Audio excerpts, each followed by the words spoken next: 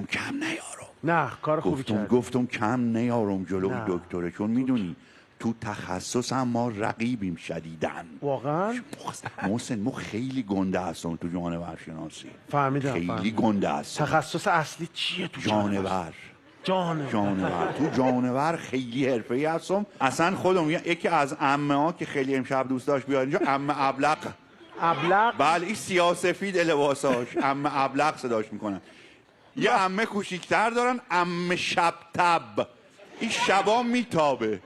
شب‌تابه. بله این خیلی هم دوست داشت بیاد امروز، متاسفانه تو پیله بود. پیله تنگ. یکی دیگه هم هست اشک تمسح. این خیلی اشک تمساح میریزه. محسن عمت اشک تمساح بله میریزه. بله اشک تمسح. محسن کاش بگی دکترم یا همجا پیشم میشه ستایی عشق کنیم. بله آقای دکتر تشریف بیارین اینجا.